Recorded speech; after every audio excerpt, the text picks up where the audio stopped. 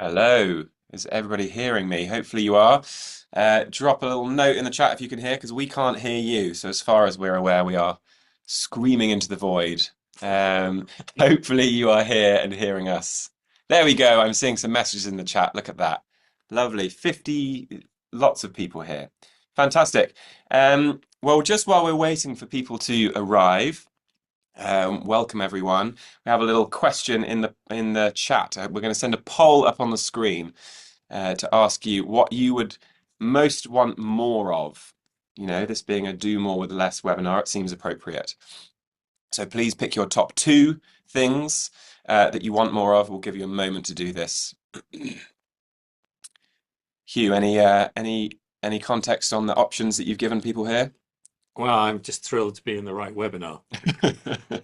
I say that loosely. I have no idea whether we are yet. Yeah, no, it's always terrifying seeing one of these polls. It's a bit like being at Cheltenham. At the moment, time is in the lead, coming up behind, closely followed by budget. Now expertise taking a late run. It's very interesting. It is We very threw in interesting. alignment because that's one of our kind of bugbears here at Eat Big Fish. So it is very interesting.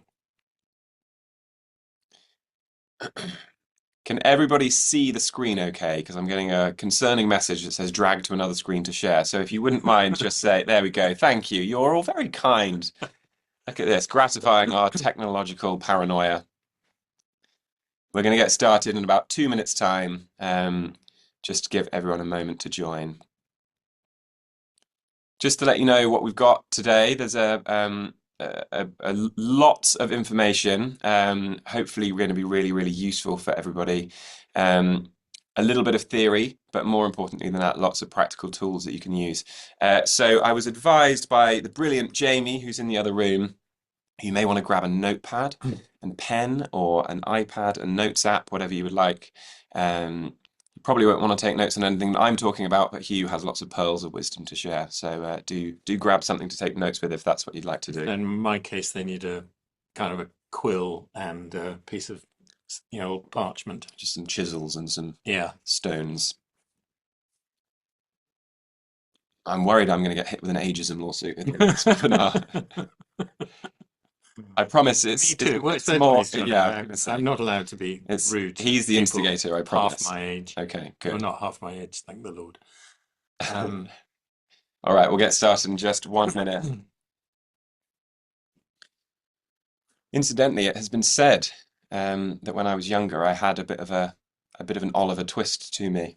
Apparently, I looked a little like Oliver Twist, this little GIF that we've got on the screen. Well, I would, we've talked about ageism, but I can't cast aspersion on your looks. Just in the chat, yes, I think we will be sending. I know we'll be sending copies of the webinar recording, so you'll have all of that. If that means you don't want to take notes or you want to share, you'll be able to do that.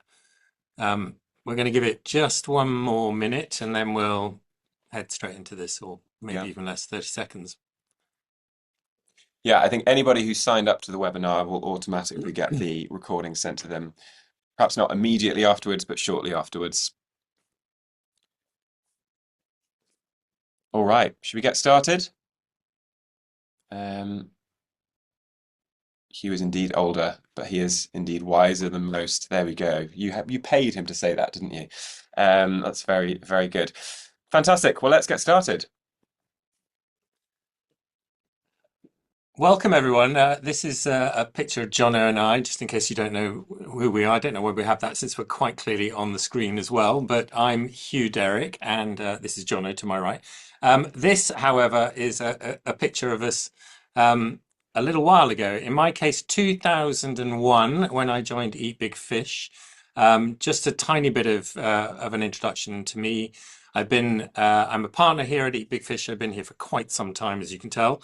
And before that, I was in advertising for a long time. My last role was as managing director of Wylie and Kennedy's office in London. I worked at Abbott Mead Vickers. I was lucky enough to work on the Guinness and Volvo business there. I was involved in the great surfer commercial. I worked at a great agency in the States called Goodby Silverstein.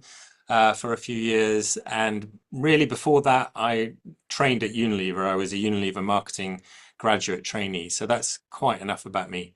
Jono. Fantastic. And I'm Jono. In 2001, I did not look like that. I looked like this, believe it or not. This is a real picture of me in a school play, looking alarmingly like Oliver Twist. I mean, if you just toggle between those two, they could be the same person. Yes, there we go. Oliver, exactly. I have not done all of the amazing things that Hugh has done. I am practically a child compared to Hugh, as you can see in this picture, but have squeezed in lots of very fun and varied experience in my career so far, including several years over in the States, working both at a sort of earned media agency and also starting up a canned water brand around the time that Liquid Death was starting. If you'd like some war stories of those times, I would be happy to regale you later. And now I'm one of the strategy directors here at Eat Big Fish, working with our clients in the US and the UK, and also across Europe to, among other things, do more with less, which is the perfect segue, I think. So throughout this presentation, you're going to be Mr. Old, aren't you? I'm I'm going to Mr. be Mr. Old, New. and unsurprisingly, John is going to be Mr. New. Right, let's get into it. I think most of you know Eat Big Fish, but just a tiny bit of reason, who we are. I mean, the company came from a book. So the name of the company came from our first book, Eating the Big Fish. We've written a number since. Uh, we really, the theme of today's webinar is absolutely central to what we're talking about, the idea of doing more with less. And in fact, one of the books on screen is dedicated to that theme. So for real students of this topic, I would recommend reading A Beautiful Constraint.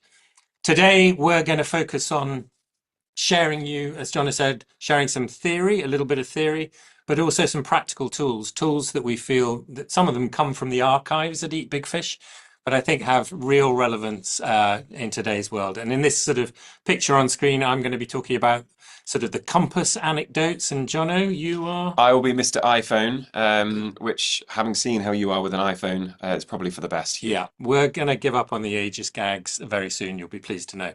Right, let's start with the bad news, and probably we can go quite fairly quickly on this because I think everybody recognizes what I'm about to share with you.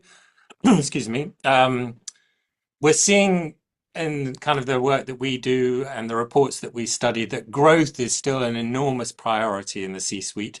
So this is the Boathouse survey, and it's basically showing, as it did in previous years, recent years, that growth is the priority for CEOs around the world. Yet against that context, and this has only got worse, as you can imagine, in the last 2 or 3 weeks, chief economists around the world actually think that global growth is going to be a really, really tricky thing in the years ahead, and clearly the war in Iran is making things even tougher as a context. That will be no surprise to you. But you've probably seen some of these stats. Consumers are also feeling that squeeze themselves. They're cutting back. And they also are not really very much in love with brands. For us as marketers, it's a difficult stat that over three-quarters of people don't see much that they love about brands. And then these slides, these won't be surprising to many of you or any of you on the webinar. Budgets are shrinking, budgets in all sorts of manifestations, how much you're spending on agencies, how much you can spend on people, and actually in terms of direct media investment. So, this is particular data to 2025, 2026, but actually I suspect most of us are feeling like this is a Groundhog Day moment where we're seeing this from one year to the next. So it's tricky. So that is the context. That's why we think this is a really opportune moment to talk about do more with less, as it has been for a few years. But just before we do that, we might just sort of reflect on those poll results again, now that we've had a couple of minutes. Yeah, not surprisingly, a lot of people saying budget is the thing that they need most of. That's very relatable and can be expected. But interesting to see that alignment as well is high up there as sort of a close second or third position almost. Alignment and time. We're actually going to come on to talk a little bit more about alignment and people and expertise as a bit of a package deal later on. But thank you for sharing those results. And as we go through, we may not be able to respond to the chat in the moment, but we have team members monitoring the chat, so please do keep those questions coming in. Okay, so lots of tricky news. Can we take the share results off the screen somehow? Never know how that works. There we go. Let's try and. Uh, great. They're Okay. off. Oh, they're off. Okay, good. So as well as the bad news, we do bring some good news too. Just checking that you guys don't have anything obscuring your screen. If you do, let us know in the chat, because we've got a small glitch here. But anyway, I'm going to crack on.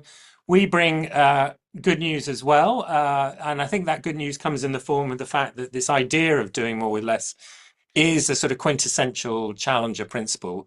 It's something that we talked about in the very first book that we wrote, Eating the Big Fish. Adam talks about the notion that challengers always have ambitions that exceed their available resource. And in a way, challenger behavior that we talk about and espouse is really the thing that can help you bridge that gap.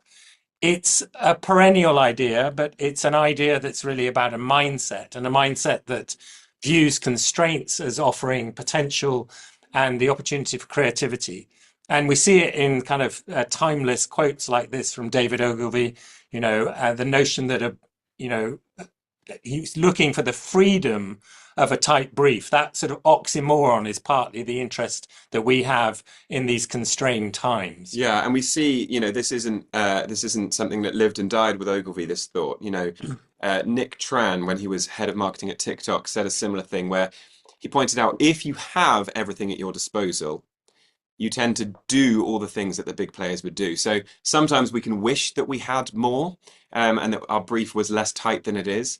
But actually, it can be a bit of a blessing in disguise at times, and it can help us avoid dull.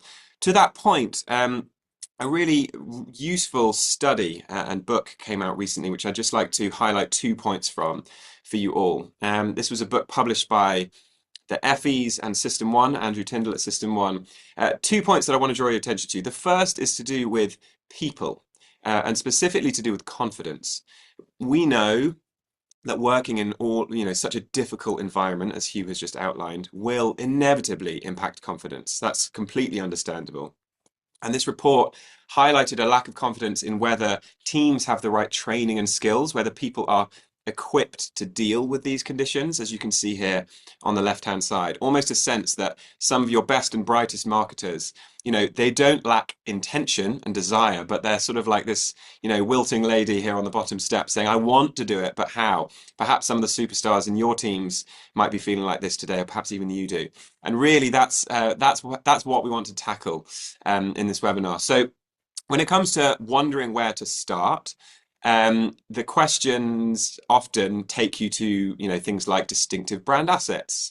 If you were to believe many marketing commentators, this is the proven way to grow. You got to invest in your distinctive brand assets, maybe over-invest ahead of your market share, pay millions of dollars, or perhaps, as Seth Meyers is saying, 11 gazillion dollars for decades until you've seared those distinctive brand assets into the public's consciousness. That's marketing effectiveness, and that's that. Well, this is supposed to be a do more with less webinar, and there is a second point from this report that gives us some real confidence and in how to move forward. A simpler, unifying metric that all marketers can use, not just big guys, not just little guys. Everybody can understand their position through this metric. And the metric is called excess share of creativity. Excess share of creativity. Essentially, it's very simple. How interesting is your message, highlighted here by the creative dividend, and how much oomph have you invested to get that message seen by as many eyeballs as possible? Not rocket science, but really quite a lot of research and rigor behind it. Both of these components matter. And this is really good news for constrained times, because it means that if your resources used to be pretty fat in the media spend department over here on the right-hand side, but then the Grim Reaper comes along, here he is, and slashes some of those comfortable budgets. Well, what it means is that there are other ways that you can continue to build excess share of creativity and grow your brand without needing the massive media spend. Maybe you build more emotion into your message. Maybe you put more distinctiveness into your message. Perhaps you decide to, better leverage showmanship, putting on a show rather than trying to close a hard sale. Perhaps you try and bring what the brilliant Sarah Carter calls imaginative consistency to your brand's message. Really, all of those things, that's what the challenger mindset is built to supercharge. because there is an unfair playing field for challengers. If you're tuning in today and you are representing a brand that is number one, by a country mile, the leader in your category, well, you have the law of double jeopardy in your favor. But if you're not, you have to work harder at this stuff than everyone else. That may be unfair, but it does also mean that challengers and the ways that they've gone before are the masters of this stuff and the best case studies to learn from, kind of the poster children of this behavior. So I'm going to hand over to Hugh to take you through some three practical places to start.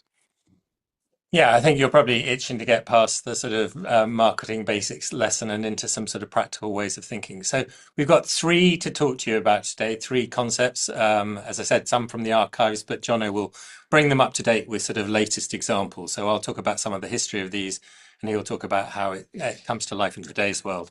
But just again, to set the context for what we're talking about, a little bit of a kind of tirade against some of the issues facing mass media. So I'm sure you know the answer to this question. For those of you who don't, this year the average cost of a 30-second commercial was $10 million, unbelievably, and it's been growing exponentially over time. This, on the other hand, is an interesting question, and it relates to some work that we've been doing that some of you probably have seen around the extraordinary cost of dull. We've done some work with System 1 and the IPA, and the percentage of ads that result in no emotional response from consumers, total indifference, total neutrality, is over 50%. And that's both for business to business and business to consumer. So System 1 have looked at over 60,000 ads and tested these. And for all of that time and investment put into developing that communication, over 50% of it is having no emotional impact on consumers. And then another extraordinary piece of work done by Karen Nelson Field explores this question, which is, what's the minimum amount of time needed to build memory structures? We know as marketers that we're trying to sear our brands into the memories of consumers. But actually, in a performance marketing obsessed world in which people scroll and flick. So when I show you the answer to this question, just remember how quickly you scroll through your phone. You need at least 2.5 seconds of high quality attention to begin to build memory structures. Anything less than that is kind of wasted effort. So for that sort of glance at something to the side of your computer or the scroll that you do where you barely pay attention, it's not registering. And I guess the point is that all of those points point to the fact that, mass media is costly, and where over 50% of people seem indifferent to it, and with this kind of increasing rush towards performance marketing in a low attention world, it's often very ineffective. So what's unsurprising on the flip side is what we're seeing in a lot of the reports is that non-paid interactions are driving more and more of kind of brand building impact, which is really, really interesting. And it leads into our first topic, which is the importance of kind of owned media. So I'm going to dip into our archives. For those of you who know Eat Big Fish from many years ago, you'll have heard us talk about this brand, and many of you know it incredibly well.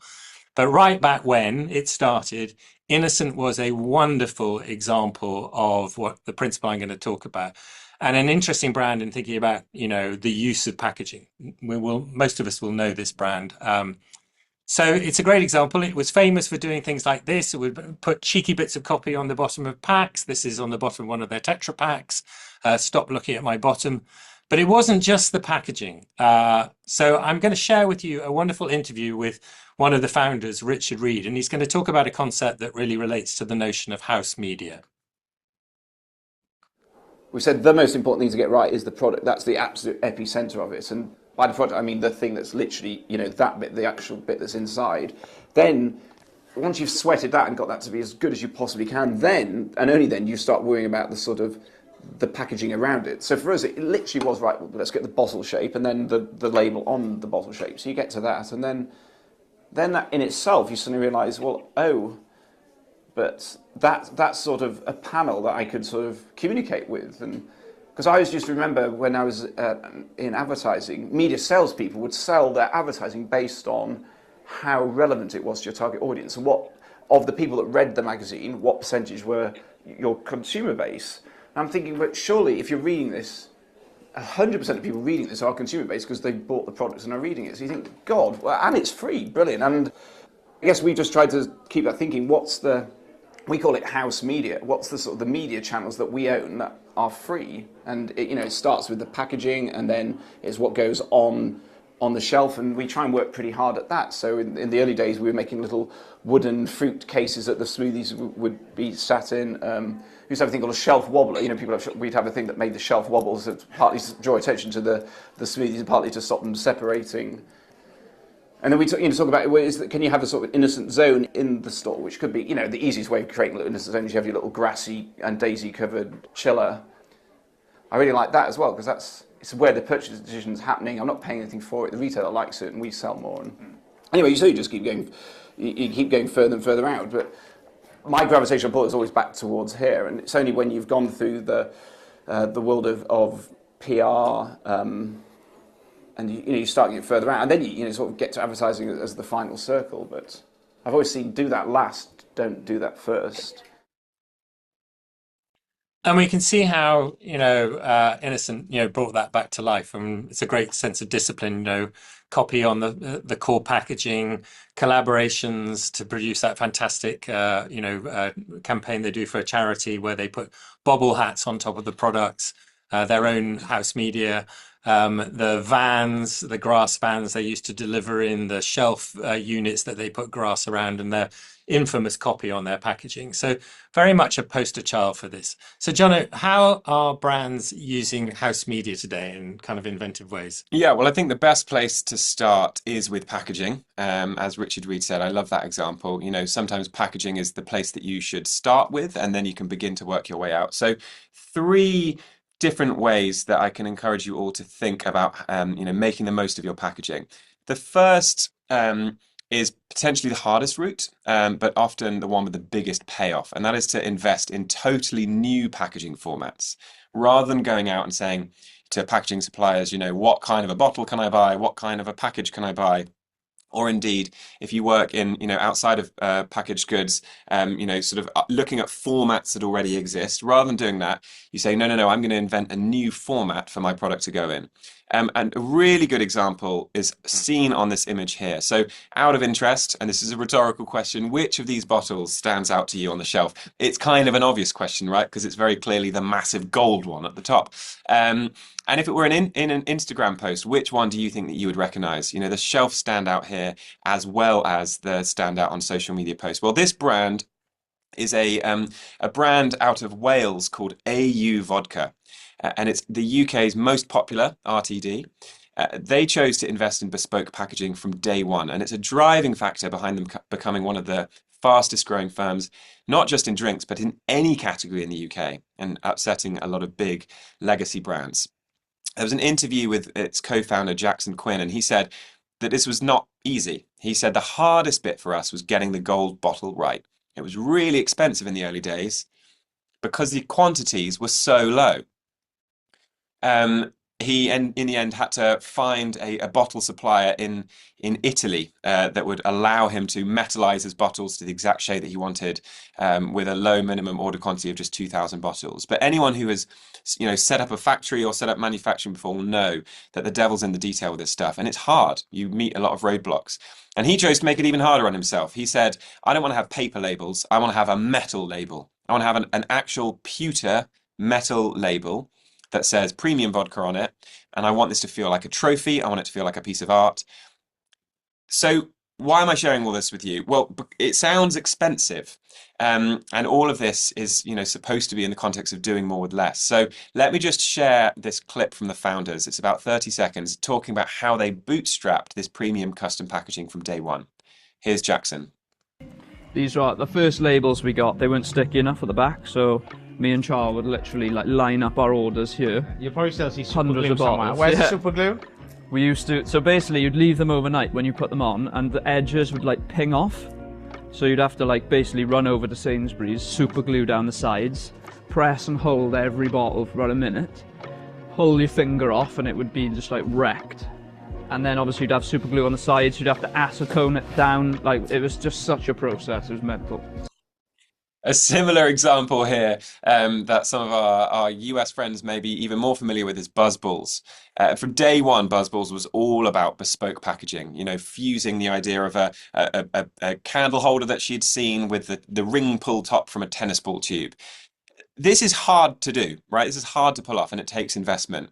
There's a story where the founder, Merrilee Kick, said that she had to remortgage her house and risk her entire marriage on this bet, on this brand. Although I will say, as one of Texas's richest self-made women, she says that her husband is now delighted and agrees that she was right after all. But it's obviously high risk, high reward, and it's led Buzzballs to, for better or for worse, to become the new Coke bottle, thanks to their distinctiveness when discarded as trash on the floor.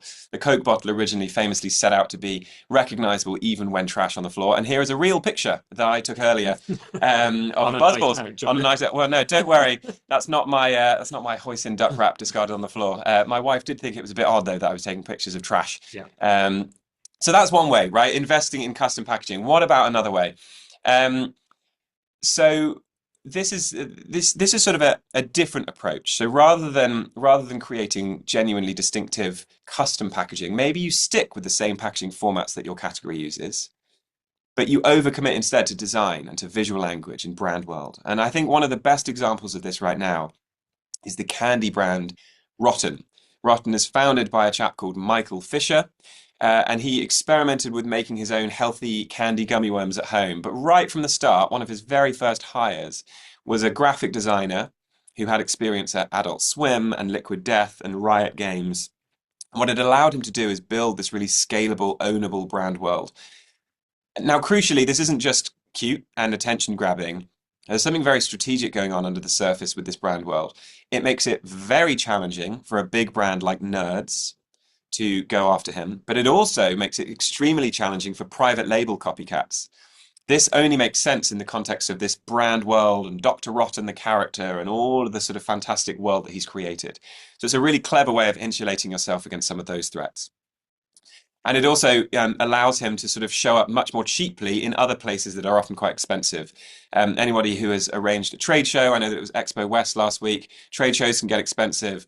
But thanks to his really distinctive brand world, he managed to get people stopping at his stall without having to spend a lot of money on the booth build itself. But perhaps the simplest and most elegant way of creating real distinctiveness in your packaging is found in a simple remix. Now, these examples are definitely focused on CPG brands for now. We're going to get into house media more broadly in a moment, but just let's take CPG for a second. You can see on the slide here, gravy in cans, toothpaste tablets in glass jars, condoms in crisp packets, and in the middle there at the top, gin in an oil container. What you'll notice is that none of these packaging formats are new. We've seen them all 100 times. And very, very few of the graphic design treatments on this page are also radically different. What is radically different is the remix, the combination of unexpected categories, borrowing codes from an unexpected category. Yeah. There's a marketer called Michael Miraflor who famously called this chaos packaging. And I think you can see chaos packaging come through very clearly in the feminine hygiene sector. So this is sort of a typical aisle in a grocery store in the feminine hygiene section. And then along comes this brand Flow. Flow, the feminine hygiene brand that puts its tampons in ice cream pint containers to signal, we have empathy with what you're going through. We get you because we are you. This is a female-owned business that talks in a very, very different way and grabs attention. But crucially, they're not having to invest in custom dyes and custom packaging or anything like that. They're just taking something that exists and makes a different message.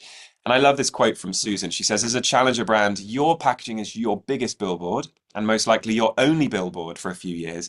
So a sprinkle of chaos is a superpower.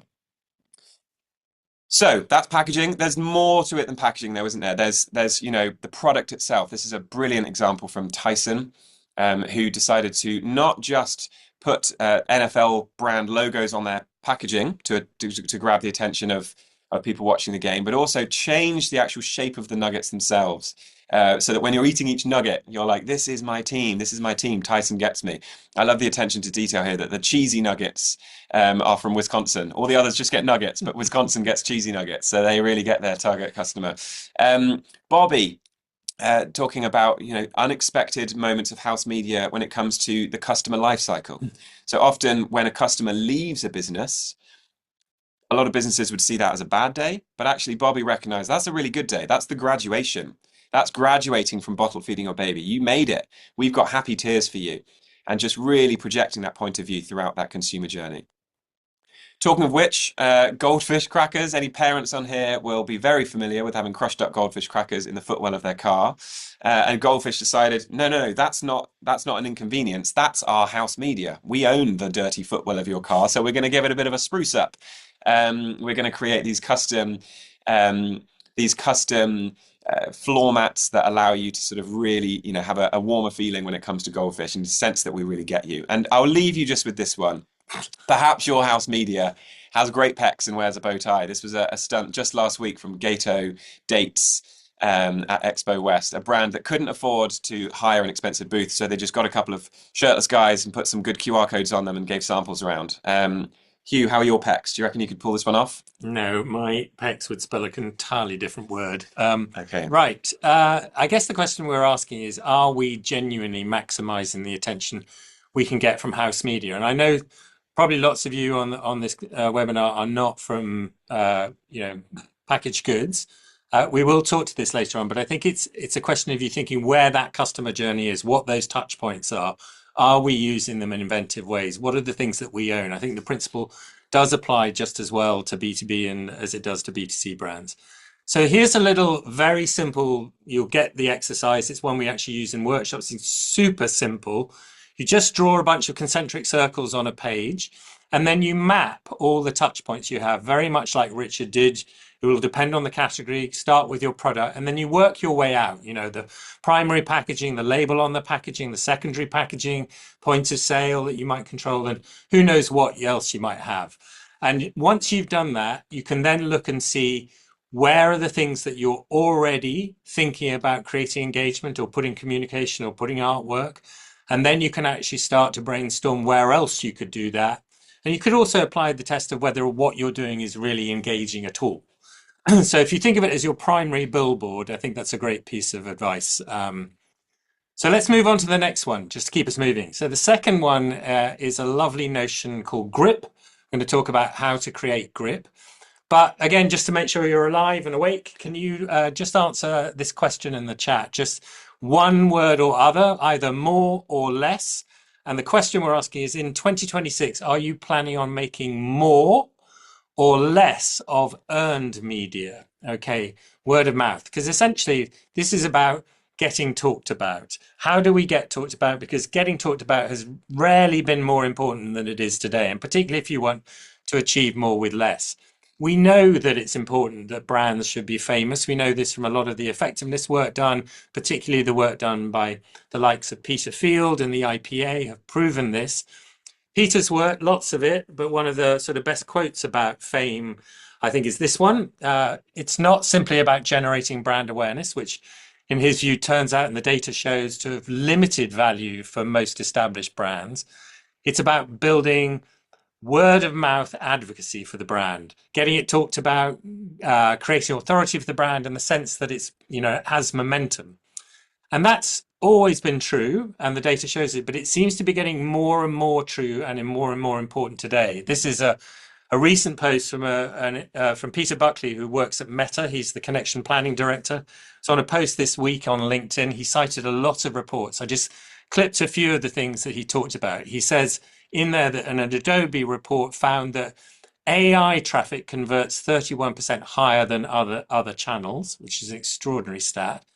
And then he was talking about what that looks like. He says the clue to winning here is where AI sources its answers. And it's not sourcing its answers from branded materials. In fact, it's sourcing its answers from surprising places like Wikipedia and Reddit. That word of mouth being part of the conversation, being picked up in these forums, is actually translating into AI search, which is, proving to be kind of the new frontier for many of the smaller brands that we work with. So how do we get into that conversation? How do we increase the conversation around our brand? So this is another simple principle from the archives. And for this one, we're going back to the early 2000s again. And we're going to look at Mini launching in the US, a really brilliant campaign. And we're going to talk about a principle that we call grip. And again, we're going to have this explained in a simple piece of film, just so you get used to somebody else Sometimes talking. it's hard to accept that our brand, and even our category, don't really matter much in the lives of our consumer. For most people, our new news is not worth sharing in the pub. So, how do we get our stories out from the trade press and into the tabloids? How do we make our core brand message relevant in the wider world? Let's imagine you're a small car company, a relatively big company that sells small cars. It's 2002 and you're about to launch in the States. In a country where bigger is always better, you're going to need to work very hard to convince consumers of the benefits of being little. So you could start by celebrating small. You could talk about being mini but mighty. You could talk about your target group being young, free and single. You could remind consumers that your brand is the iconic cheeky chappy of the automotive industry. Your heritage perfectly places you to talk about any of these things. But you want and need a new relevance in the here and now in America today.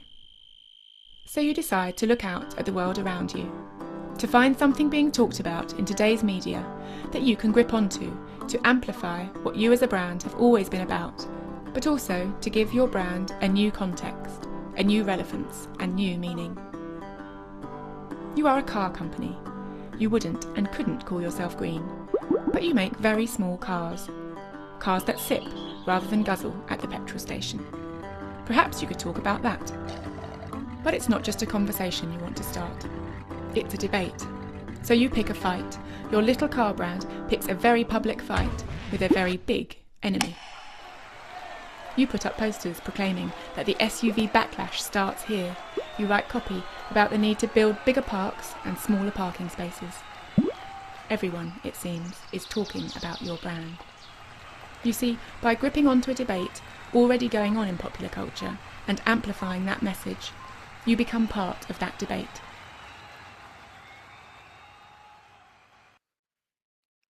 And this is how they actually brought it to life. Wonderful, simple posters and brilliant activations. So the brilliance of sticking a Mini on top of an SUV and driving it around, an idea that they kind of recreated more recently.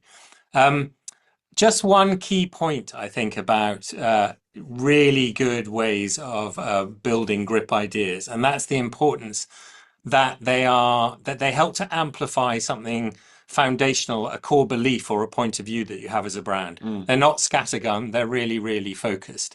So just as we think about this topic, and we'll come back to it later on, it's one of the filters I would ask you to apply as you think about leveraging earned media is, what is your point of view? What is your credibility? What's your right to amplify this?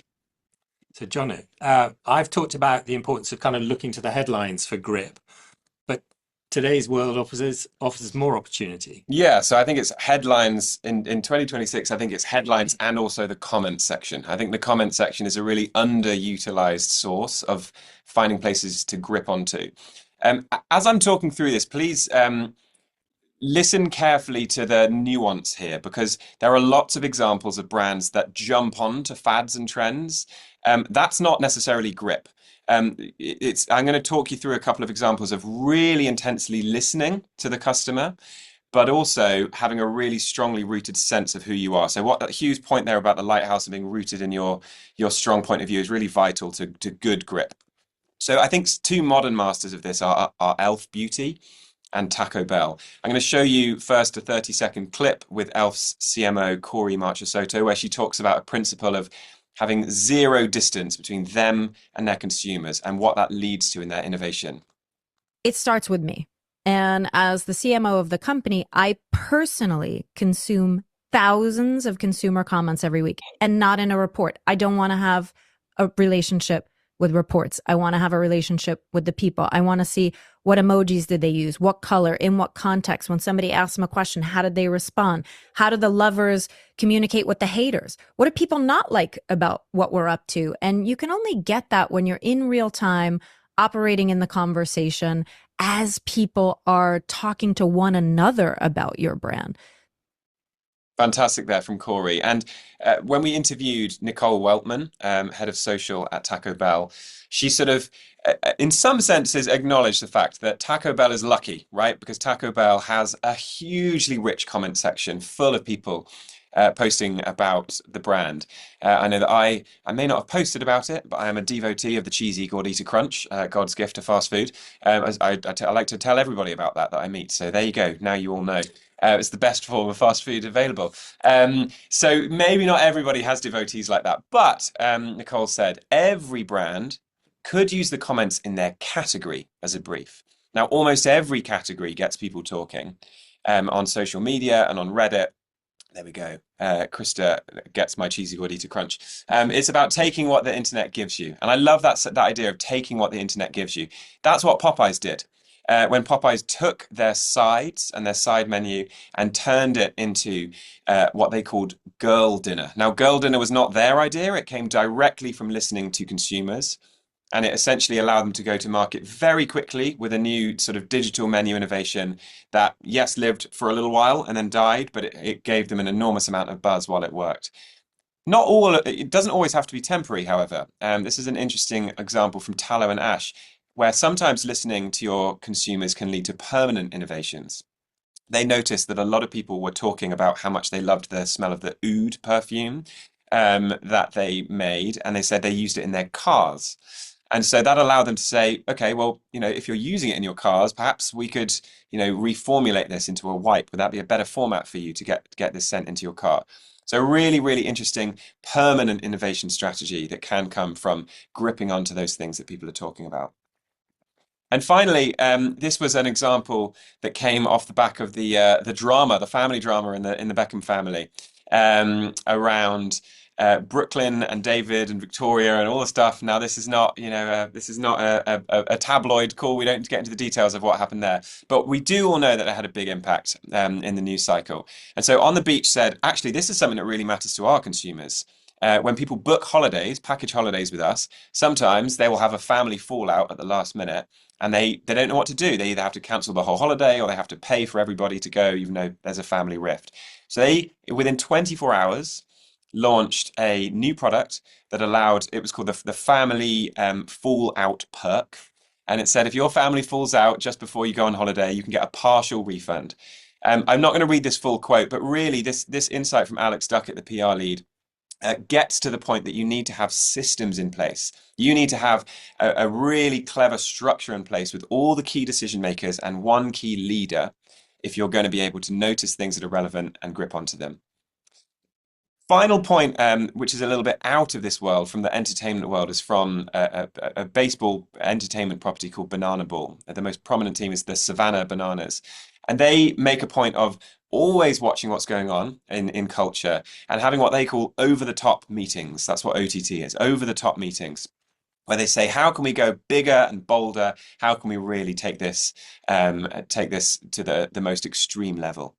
So we have created a little tool for you. I'm not going to take you through all of the details of it here in the interest of time. Rather, what I'm going to do is I'm going to share it up on the screen here that you can see. It's a little flow chart that we are very happy to email to anybody afterwards. Essentially takes you through a decision-making tree of what are the things you have to do to have what we would call good grip.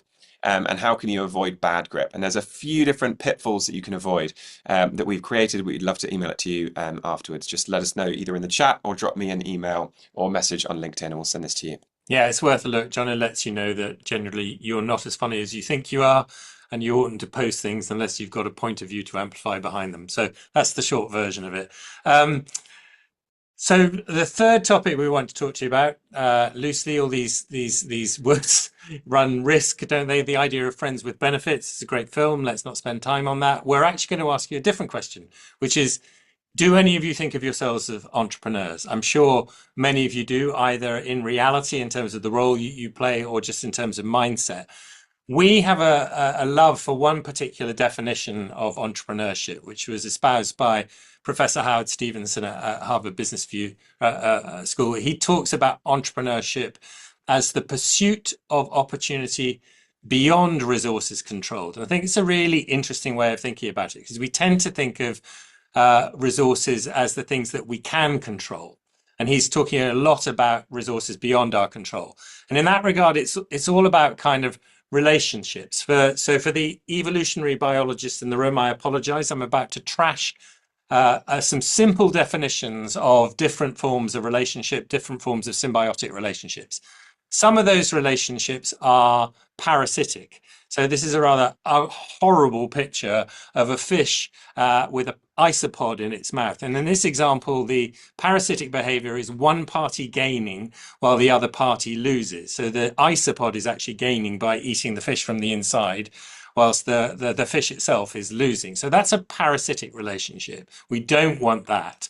Another form of symbiotic relationship is commensalism, and this is where one party benefits and the other party doesn't really mind. So a great example is kind of sharks and their relationship with pilot fish. That is an example of a commensalism. We're not really bothered about that in marketing. It's a good one if you can get it. But the one that we're really interested in is mutualism here. This is real friends with benefits. This is exactly what happens in nature when, bees meet flowers. Bees get the nectar and the flowers get pollinated. It's a well-balanced relationship, and that's what we're looking for. So in terms of our little trip down memory lane, no film this time, but a little bit of an anecdote and just a quick warning here, gross image coming up. This story is about Ingvar Kamprad, the founder of IKEA. And he tells a story about wandering through a market in Asia. And this is the sight he sees. He sees lots of chickens hanging up like this. And he asks himself a question. He says, what do they do with all the feathers? Being the businessman he is, that's the thought that goes through his head, not why is that so horrible and gross? He goes, what do they do with all the feathers? And the answer is they do nothing. So at that point, for all of the chicken farmers, that is not a commercial opportunity at all. But for Ingvar, it is. So what he thinks is, I can stick those into some of my duvets. And that's exactly what he does. He creates a business taking those feathers from chicken farmers in Asia, refining them, putting them into duvets and paying the farmers for that. So there's a mutual benefit. Another wonderful example in the book, A Beautiful Constraint, that we had is a relationship between Coca-Cola and Kit Yamoy. Kit Yamoy make anti-diarrhea kits, which in the third world, incredibly valuable, huge contributor to the saving of life in the third world. And what Coca-Cola has is phenomenal distribution. And what Kit Yamoy needed was someone who could get these kits to the most far-flung places in Africa and other places. So they designed a format of their packaging that would sit on top of the crates that Coca-Cola delivered. And as a result, they got to all the different places. So that's a kind of form of friends with benefits. And here's a very simple framework for you to think through that. A very simple exercise. Think about what you have and plot that onto a slide. Think about the things that you might offer, packaging, distribution, your internal skills and capabilities. And then maybe think about a partner and what they could offer in return. And then the second stage is just think, why would a trade be beneficial to me and why would a trade be beneficial to them? So if you take that Kit Yamoy example, Coke had distribution, but they really benefited from the kind of reputational benefit of associating with Kit Yamoy. And what Kit Yamoy had was reputation and what they needed was distribution. Really good mutualistic relationship. So when Hugh and I were talking about mutualism and those sort of the parasitic and the commensal, am I saying it right? Commensalism? Yeah. It was funny because it made me think about creators and influencers, because in some senses, creators, when done badly, are very much an example of parasitic relationships or potentially commensalism relationships. But when done well, we really believe that they can be the new frontier of this sort of mutualism thought, this bees and flowers thought that Hugh's described, and also of advocacy.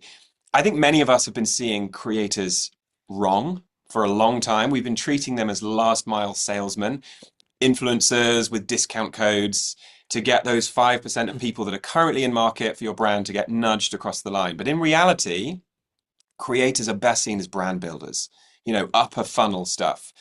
Putting on a show, as we know from the data, putting on a show builds memory for your brand 39% more effectively than trying to close a sale. And putting on a show is exactly what creators intuitively understand. Some of these storytellers and creators that you can see on the screen, you may recognize them. They may be in your Instagram feeds. Um, there is a risk as a brand owner in relating to influencers like a helicopter parent. As you can see here on the screen. This credit to Eugene Healy for this analogy of helicopter parenting.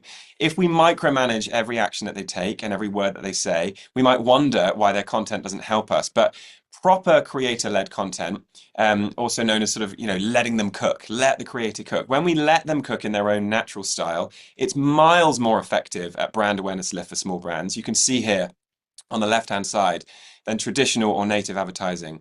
And when the content that they create is positive and branded well, it's even more effective. So when I'm talking about these sorts of relationships, these mutually beneficial relationships, it's important to think about the scale that I'm talking about. Because actually, if you go all the way up to a celebrity, only 14% of people, according to Exemplify, say that they are influenced on their purchase decisions by celebrities directly. Now, this is self-reported data, so there may be some statisticians who say people don't say what they think and think what they feel, but both of these stats are the same self-reported data. So let's just compare these two. You almost don't need to think too much about the methodology of this study because you can see that this is the same study. 14% of people say that they are influenced by celebrities for purchases. 65% of those same people are saying that they are influenced by relatable creator style content. I think that's a really, really staggering finding. This shows that this is not just a niche thing. And you can see as well, the engagement rate of smaller influencers tends to be better. So really, it's an inverse relationship to what you might think. So, if you think about a brand that does influencers really well and creators really well, someone like a Red Bull, almost what I'm suggesting to you is set aside for one moment, the big Felix Baumgartner space jumps and think more along the lines of the Red Bull University, the student ambassadors on campus that give wings, get wings. That is mutualism right there. Poppy in the States are sort of reinvigorating this approach as well. So I guess the question that I have for you all is who can tell your story? As a build on that, who might be currently telling your story? Is it the marketing department in the corner, or is it, maybe, someone else who is gatekeeping that story? And maybe you can ask a broader question: who should be? Should it be our colleagues or our employees? Currys do this brilliantly with their employee-generated content. Could it be our leaders? On the left here is Midday Squares, and on the right is Salt, a brand favorite of Eat Big Fish. You can follow the founders of these companies and get a really good sense of what they do. We've also interviewed Salt, and he's given a bit of an insider look on how big brands might be able to learn from the idea of building in public. It makes for a very good read. Perhaps you look at those with influence at point of sale, baristas. Oatly do this brilliantly. They say we want to influence baristas to take our message to other people. That can be mutually beneficial because they're giving their customers a oat drink rather than a dairy drink. I'll leave you with this one. Finally, the best job in the world was a classic ad by the Tourism Board of Queensland, Australia. Come to Queensland, Australia, and be a caretaker of this island. We'll pay you $150,000. I applied. You did apply? Yeah. Very good. Did you get it? I didn't get it. No. Okay. I got a job here instead. Well, this is just as good, isn't it, Hugh? Don't answer that. But actually, this strategy has been replicated, lots of times to great effect. There's a new members club in London called the Pembroke Club, and they are advertising for a butter sommelier. A butter sommelier. What a great job. And also President, the cheese company, advertising for chief feta officer, where they said, we want a creator to go around the world and find great feta recipes. We will pay for your travel. We'll pay you a salary. We just don't want it to be in a salad. Everyone thinks that it's all about salads. So, find us some recipes. Brilliant examples. So house media, grip, and friends with benefits. I'm just going to leave you. I want to leave a bit of time for questions. I want to leave you with one example really that sums up all of these. And that's Tony's Chocolonely. Tony's Chocolonely is one of the brilliant brands that exemplifies all three. They know what they're for, that sort of foundational point of view. They are, first of all, crazy about chocolate. It's all about taste appeal and desire. And secondly, the wind in their sails is about being serious about people. And that approach is clearly working. They're worth learning from. Most chocolate and confectionery brands are struggling right now. Tony's is growing 20% year over year. So let's learn from them. House media. Of course, the really brightly colored packaging, the matte wrappers, the foil inside, the standout on the shelf. Huge tick there from a taste appeal perspective, but also using their house media to communicate the fact that they're serious about slavery on the inside, with the unevenly shaped bars representing the uneven and unfair distribution of the chocolate supply chain. Brilliant use of house media, used to great effect. They use that point of view to grip onto conversations and to get people talking. So they go after chocolate brands that are established, like Toblerone and Kit Kat and Twix on the screen here, to call out their rivals and say, listen, do you want to go slavery free in your supply chain? Join us. You know, why not sign up to our pledge and remove that from your supply chain? Gripping onto their distinctive brand assets and getting talked about on social media. They even upset some children in their advent calendars. Behind door number 12, they didn't have a chocolate to say, yeah, life's unfair, isn't it? Imagine sort of being one of the 1.56 million child slaves involved in the chocolate supply chain. Some crying children over that, but clearly they decided that was a point worth doing. And finally, friends with benefits. One of the most genius elements of Tony's is this thing here that I can zoom in on. This Tony's open chain badge. Now, that brand that I just showed you, this is not a Tony's bar of chocolate. You might be thinking, what's it doing here? Well, that's the genius of it. Tony's open chain promise is plastered over all kinds of different rival brands in different categories. Here's a milk chocolate peanut butter brand that uses it. Here's a chocolate covered raspberry brand that uses it. All of these brands are putting that pledge on their packaging. That is a really solid example of mutualism at play. And they're using influencers and creators to take that message out to the world before they ever use TV commercials. In fact, just earlier this month, their very first TV commercial aired. There's fight in every bite. Brilliant example that summarizes a lot of those lessons. So we're probably running towards the end, and we need just a couple of minutes for questions. Hopefully, if you can hang around, we'll probably stay here if you need us. But let's just very briefly summarize. So the three key things we're going to suggest are simple ways of doing more with less. Are you making the most of every form of house media available to you? Are you being inventive and thoughtful about what might be house media? So that's the first point. I think the second one is, are you set up to maximize your earned media potential, getting into the conversation by gripping on to the headlines and also leveraging the comment section of your feeds? And it is about being set up to do that. How can you respond quickly? Do you have a clear sense of the point of view that you want to amplify? So it's not just about doing it, but it's also being set up to do it. And then finally, are you looking for mutuality? Are you looking, for those mutual relationships with others where you can both benefit? Because that makes less go to more. It maximizes the opportunity by looking for those kinds of things and making friends that offer you benefits. So conscious that we've covered a lot, we often finish our workshops by recognizing that you throw a fire hose of sort of content and ideas at people, and they feel like they're in a little bit of a snowstorm. So we're just going to ask you to do one thing, if it would be lovely for us, because it would help us understand what landed with you, which is just reach into your brain and grab a single snowflake, okay, and put that snowflake in the chat. What is the one key thought or takeaway that you would like to hold on to as you leave? We're going to provide, the webinar to all of you, but just from today, what has been most sticky? So I think that's it from us. Jono's going to talk to you a little bit about this, but beyond that, we'll answer some questions. So, John, yeah, we've got a few minutes left to answer some questions. I'd love to take one in a second. I guess the first thing just to say, if you have been writing down thoughts or capturing notes, if you're writing down a snowflake, I've got 4 hours available on Friday afternoon for a handful of 25-minute slots. So if you would like to scan the QR code, that'll take you to a bookings link where you're more than welcome to book some time with me to talk through the specifics of what you're facing. I would love to help. But without further ado, let's take a couple of questions. The first question that I can see coming through the chat is, how do you know who the right partners are for your brand, whether that's creators or other brands? I think for me, there is a bad cop answer to that and a good cop answer. I think the good cop answer is that chart that Hugh shared about mutualism and mapping out the equities that you have and mapping out the equities that they have and seeing, what each person can trade is a really useful place to start. The bad cop answer is there is no substitute for doing what Corey Marchesotto described there. She is a CMO of $1 billion company, and she spends multiple hours a week scrolling through real comments and real posts to really intimately understand her audience. It is my opinion that we are past the point where understanding how to vet influencers and creators and partners is sort of like something that you do once every 6 months on a deck. I have sat through those review meetings where we sort of said, this person hits this demographic and here's how many followers they have.